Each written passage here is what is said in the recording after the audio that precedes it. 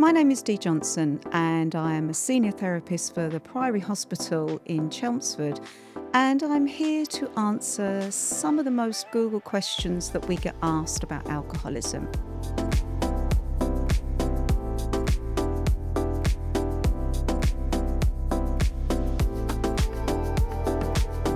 The first one is, what makes alcohol addictive? There's kind of two approaches to this. Alcohol itself changes the chemicals in your brain. Initially, it gives you a feel-good factor, a bit of a buzz, a thrill. So that in itself becomes a desirable effect, but it's literally changing the neural pathways in your brain. And one of the things it does, it stops the ability for you to make clear and rational decisions. But we hang on to that high, that numbing feeling that it gives us, that blocking out the feelings, or even that confident feeling.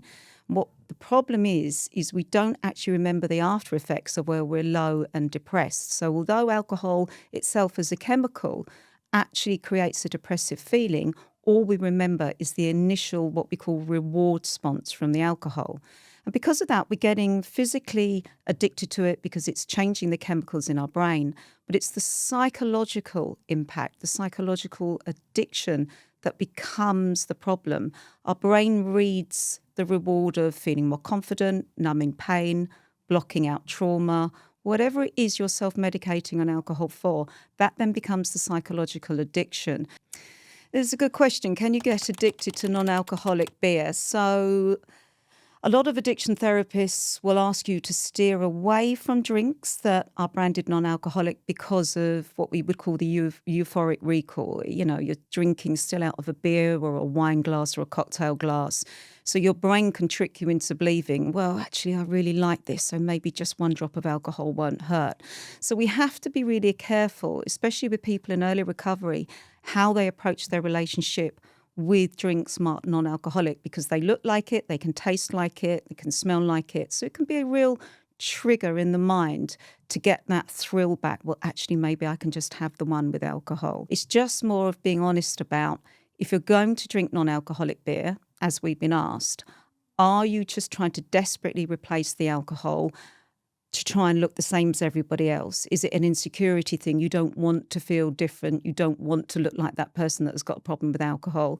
Or if you're genuinely enjoying it and you're not doing it for any other reason, then you've just got to make the honest decision for yourself as to why a non-alcoholic drink would be a good idea for you. Does addiction ever go away? Yeah, a very commonly asked question. Like, to kind of simplify this, we build up neural pathways in our brain whenever we repeat an action. So from that's, when we're learning to drive, when we're learning a new skill, and we have the same issue when we're building addictive behavior. Initially, as I've said before, it's giving us a response, a reward that we want, whether that's to numb out negative things or to make us feel more confident or stronger. Some of the chemicals in certain drugs we become physically addicted to very quickly. We get overflooded with dopamine, for example, that super high happy hormone feeling. So our brain is seeking out more of that activity. The thing is, once we've built up embedded neural pathways, we don't unlearn it. And I suppose the easiest way to explain it, if I asked you to recall a nursery rhyme from when you were 5, 6 years old, you might not have thought about it in years, but that neural pathway in your brain where you repeated it and repeated it as a child is going to kind of light up like a Christmas tree, and suddenly it's back there. So when we talk about an addictive response, if for years you've used addictive substances and behaviours to control the way you feel and have become chemically dependent on it, that neural pathway you built up as your knee-jerk reaction response to deal with whatever issue you're trying to deal with isn't going to go away. What we aim for in recovery is to get those addictive neural pathways to get dormant and dusty. How do I know if I have an addiction? I think it's about how it affects you personally. Obviously, there are many clinical criteria we as professionals will look for to actually be able to say to somebody, yes, you have substance use disorder, yes, you clearly have an addiction, whether that's to a substance or a behaviour. But the questions we ask are more about the impact on your life. So, are you taking more than you ever intended and for longer periods of time? Is it now causing you harm emotionally, psychologically, physically, financially, personally, relationships? Are you being secretive about it? You might be using certain things in front of other people, but there's a whole heap of stuff you're not telling people. You're hiding it in cupboards, in glove compartments, in your bag, wherever, going to any lengths. Are you getting angry and agitated with people when they challenge you on that? And that's something that's a real key indicator, because we're so fearful of somebody finding out. It's shameful, it's embarrassing.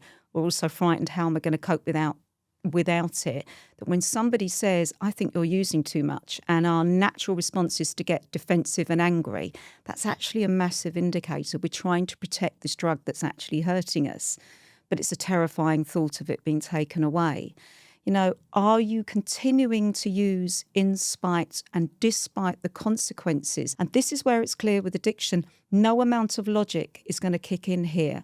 People say, but you're hemorrhaging money with your gambling, or you're showing early signs of liver failure, or you've got this wonderful family and brilliant job. Why don't you just stop? Someone who is in full-blown addiction, even if they don't realise it, those seemingly logical answers won't be enough for them to stop. Is alcohol addiction hereditary? I think the great thing that's happening now is there's much more neuroscience research on addiction and why people become addicted, and why people become addicted to certain behaviours and chemicals and other people don't.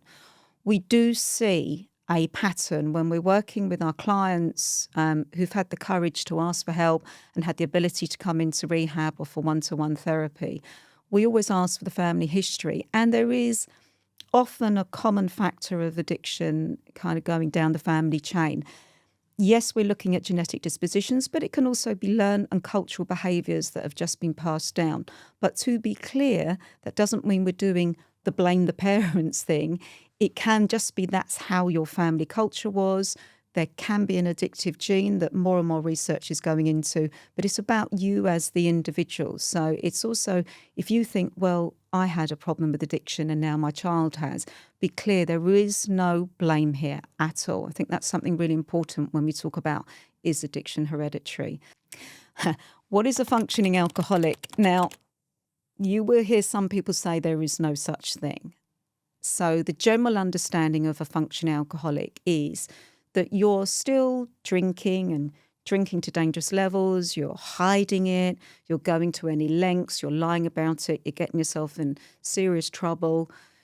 You're probably drinking a certain amount in front of other people, but they don't see the secret stashes. But you're still turning up seemingly for life. You're still coming to work, you're still running your household, you're still seeing friends, but you're white-knuckling it. What is mindful drinking?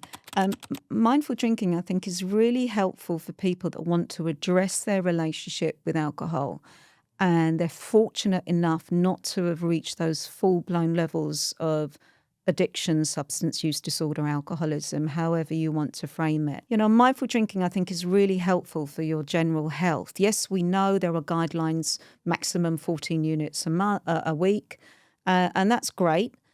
But mindful drinking is when you become aware that you're not just drinking for the sake of it. Think about when you're out with your friends. Actually, are you aware of how much you're taking in? 3-4 drinks in, 5 pints in, 4 cocktails in. Are you even conscious of how much you drunk? And at that point, are you really taking in the taste and the different flavours and the senses that gives you and how pretty it looks? No, you're not. You're just necking it, basically, because that's what happens. So mindful drinking is great if you don't have a full-blown addiction issue, that you're not doing all the secret hiding stuff, but just start to be aware for your general mental health, because it causes depression and anxiety. Just start to think, how much am I drinking? Am I really enjoying it? Is it for an honest reason, because I'm out with friends or out for dinner? If I'm drinking to self-medicate at home, and that self-medication thing is a big indicator that you're no longer mindfully drinking, I'm doing it because I'm bored, tired, lazy. It's a reward after a hard day. Start to notice why you're drinking, how it makes you feel. Am I actually enjoying it? Actually, has this just become a habit that is getting out of control and can get even darker if I don't do something about it? Why do I get hangxiety? I love that phrase, hangxiety. It's the after effect of a hangover the next day. So other than the absolute banging headache that you'll get where you've dehydrated your poor brain. That's what the headache is. Anxiety is the common response after you've had the rush of the chemicals and the ethanol in your body. You get the high, then you get the depression. Our anxiety levels go through the roof. You've dehydrated yourself, so on a primeval response, your brain's pretty scared, it needs hydrating. The chemicals itself have caused that anxious response. So again, we're looking for, I feel vulnerable, I feel scared. And when we feel like that, our anxiety goes through the roof, because that's how you feel the morning after. You're on the floor, you can't remember what you've done, you're totally dehydrated, you feel dreadful. So of course our anxiety as a survival response is going to go up. So there's several contributing factors towards it. But again, that's the irony of alcohol. I'll drink and have a few to build my confidence up because I've got terrible anxiety. And yet all we're doing is exacerbating the anxiety the next morning. But in that moment, we don't want to think about that until the regret and the remorse of the day after. So yes, you get anxiety for several reasons: chemically, psychologically, and for biology, because you've dehydrated yourself horrifically. Is alcohol addiction a choice? Well, if it was, then there wouldn't be an issue. No, of course it's not a choice. It feels like a choice. And for some people, they will argue, well, they know they're about to lose everything. They know they're about to lose their job or their family. They're choosing to pick up a drink. That's the joy of learning about recovery. When you're in the illness, when you're in the grips of addiction, no amount of logic kicks in. That part of your brain literally isn't working anymore because it's been so altered by the chemicals and the chemical behaviours that are caused by our addictive behaviour. You're in that despair. So it's so easy to sit here calmly and say, well, of course you've got a choice. You can just stop. But when you're in it, it's just not like that. Recovery, therapy, support groups teaches you that you can learn what that choice is. You can't do it on your own. You need therapeutic care. You need those support groups. So until you actually understand that, no, it's not an obvious choice. It's a logical choice. But let's not kid ourselves or confuse ourselves. When someone's in the grip of addiction, all the logic in the world doesn't apply. And people throw logic at you and understandably get frustrated and angry and are screaming at you. Of course, it's a choice, but your brain isn't working like that. You were so emotionally dysregulated at that point that you're struggling with your emotional intelligence to make a rational choice because you're being chemically affected all the time. Rehab, recovery, therapy gives you that ability to learn what that choice is, but it is not something that you are just going to go, ding, oh yeah, I just need to stop this now, because if you were, nobody would have an addiction problem. Is alcohol dependence the same as alcoholism? I think we work on the premise that alcoholism itself is an acute psychiatric disorder. It's a mental health disorder in the fact that you are continually self-harming yourself and you can't stop because alcoholism is seen as a form of self-harm. You are doing something to your body and your brain that is causing harm in spite and despite the consequences. The dependency comes when you physically can't stop it. So we talked about, withdrawals earlier and the danger of going cold turkey. If you are at the point with your alcohol use that if you stop it, you become very ill, shaking, tremors, sweating, nightmares, vomiting, stomach cramps, terrible depressions, hallucinating, risk of seizure, risk of heart failure. That stuff is really dangerous. If you now know that you cannot go a certain amount of hours without drinking because you're going to start shaking, getting the tremors, not coping, you've now built up a physical dependence. So the alcoholism really, I suppose, if you like, is the psychological and emotional dependency. I cannot cope without this. The dependency really that we talk about clinically is physically now your body cannot cope without it. It's actually dangerous to withdraw from it really, really quickly. So it becomes that twofold. What was once an emotional and psychological need for your alcoholism, I've now got a physical dependency. That physical dependency says you're in very vulnerable areas and you really do need to seek professional help. What is alcohol rehab like? So alcohol rehabs are places of care, medical care, psychological care, emotional care. All your needs are met, from being fed, looked after, your own room, your own bathroom, your own psychiatrist, your own designated therapeutic team. But the real joy and value of a rehab is you're in with other people who are going through the same thing as you. And that's just gold dust, that you come into a room, you're the patient your first day, there's other patients sitting there, how absolutely petrifying. And then you realise as they speak, they've gone through the same fear, shame, craziness, pushing back, insane things that you've gone through in addiction. And what a relief to know that there's a room full of lovely people who have just been in as much pain and fear and distraught and self-destruct as you have.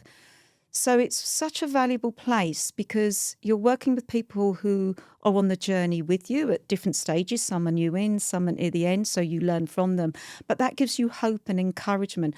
And that's what's so important about a rehab. It's the whole holistic care, from the medical teams to the clinical care to the therapeutic care to housekeeping to the kitchen staff, but being around peers who are going through it with you. And you can build some wonderful lifelong friendships and supports through it as well.